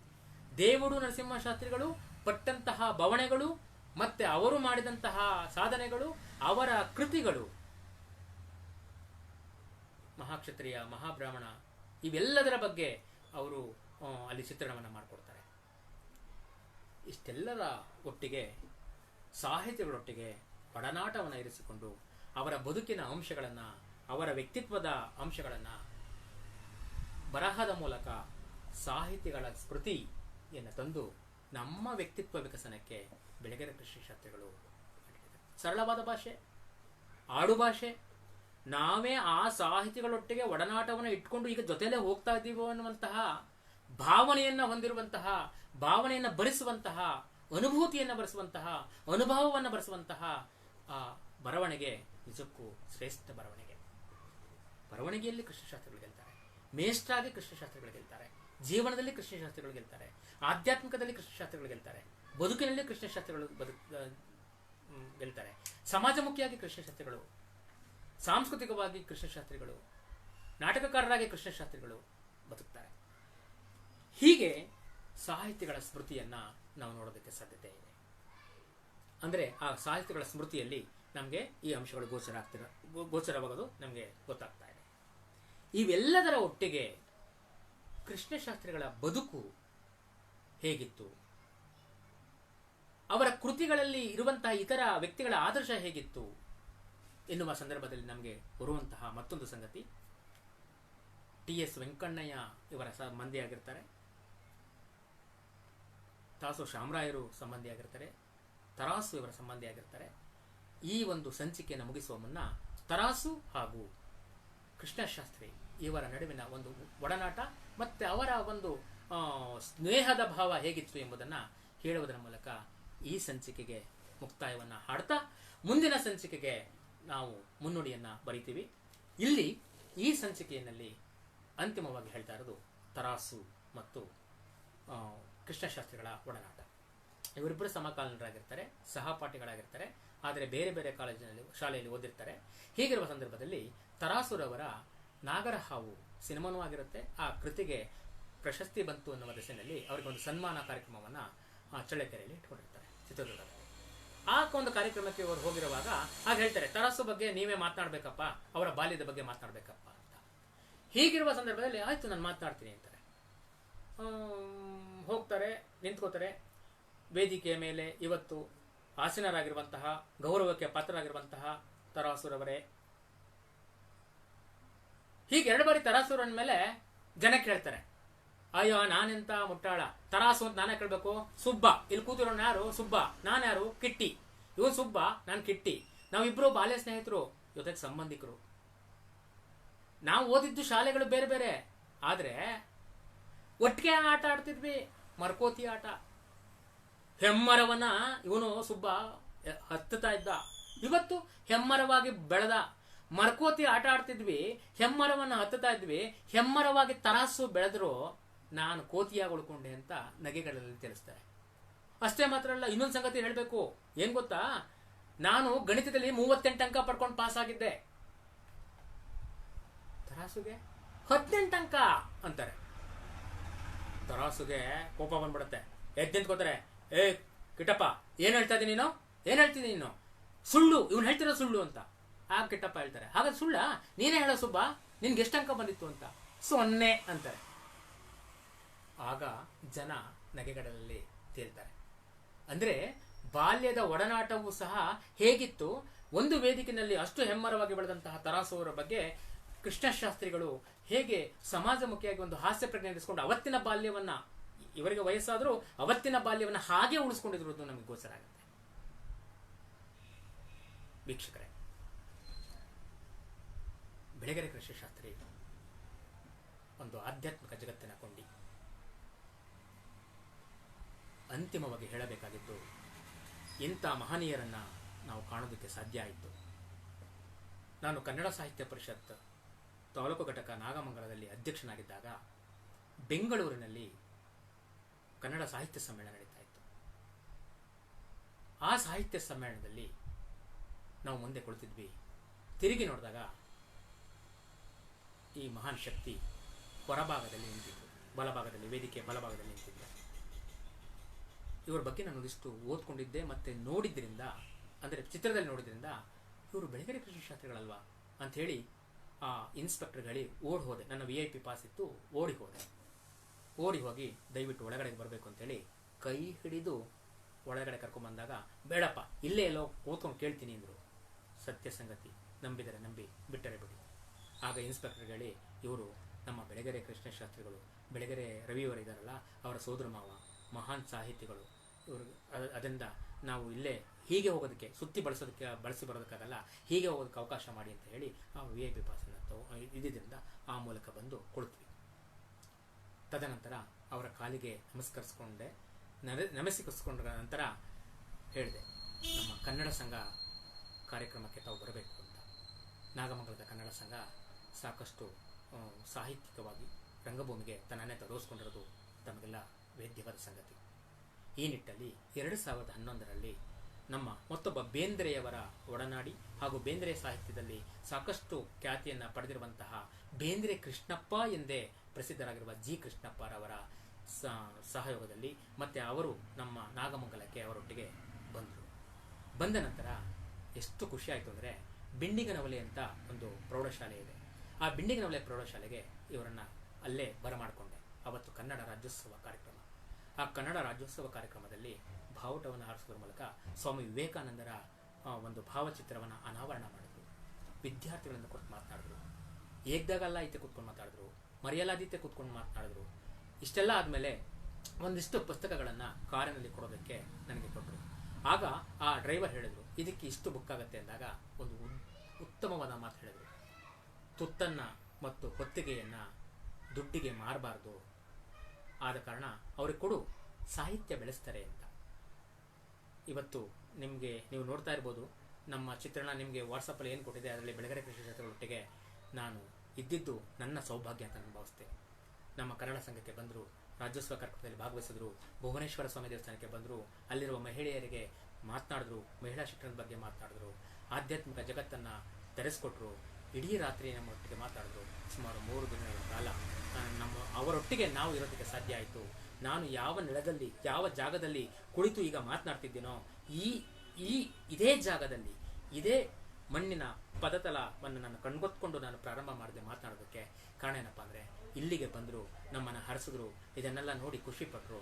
ಅಷ್ಟೇ ಮಾತ್ರ ಅಲ್ಲ, ಸಾಹಿತ್ಯವಾಗಿ ಬೆಳಿಬೇಕು ಅಂತ ಹೇಳಿ ಸಮಾಜಮುಖಿಯಾಗಿ ಬೆಳಿಬೇಕು ಅಂತ ಹಾರೈಸಿದರು. ಇದನ್ನು ನಾನು ಮನಸಾರೆ ಸ್ಮರಣೆ ಮಾಡ್ಕೋತೀನಿ. ಅಂತಹ ಮಹನೀಯ ಇಲ್ಲಿಗೆ ಆಗಮಿಸಿ ಅವರ ಪದತಲದ ಪಾದಧೂಳಿನಲ್ಲಿ ನಾವು ಇದ್ದೀವಲ್ಲ ಅನ್ನೋದೇ ನನಗೆ ಬಹಳ ಹೆಮ್ಮೆ ಅನಿಸುತ್ತೆ. ಇಂಥ ಮಹನೀಯರ ಬಗ್ಗೆ ನಾವು ಮಾತನಾಡ್ತಾ ಹೋದರೆ ದಿನಗಟ್ಟಲೆ ಸಾಕಾಗಲ್ಲ, ವರ್ಷಗಟ್ಟಲೆ ಸಾಕಾಗಲ್ಲ. ಬದುಕು ಅವರು 97 ವರ್ಷಗಳ ಕಾಲ ಬದುಕಿದ್ರು. ಬಹುಶಃ 97 ವರ್ಷಗಳೇ ಬೇಕು ಅವರ ಜೀವನ, ಕೃತಿ, ಆಧ್ಯಾತ್ಮಿಕ ಜೀವನ, ಸಮಾಜಮುಖಿ ಜೀವನ ಮತ್ತು ಅವರ ಶಿಕ್ಷಣಕ್ಕೆ ನೀಡಿದಂಥ ಕೊಡುಗೆ ಇವೆಲ್ಲವನ್ನು ನೋಡೋದಕ್ಕೆ. ಬನ್ನಿ, ಮುಂದಿನ ಸಂಚಿಕೆಯಲ್ಲಿ ತೀರದ ದಾಹ, ಬೆಳಗೆರೆ ಕೃಷಿಶಾಸ್ತ್ರಿಗಳ ಕೆಲವು ಪ್ರಮುಖ ಕೃತಿಗಳ ಪ್ರಮುಖ ವ್ಯಕ್ತಿತ್ವಗಳನ್ನು ಪರಿಚಯ ಮಾಡಿಕೊಳ್ಳುವಂತಹ ಅಂಶಗಳಾಗತ್ತೆ. ತಪ್ಪಿದ್ದರೆ ಕ್ಷಮಿಸಿ. ಧನ್ಯವಾದ. ನಮಸ್ಕಾರ.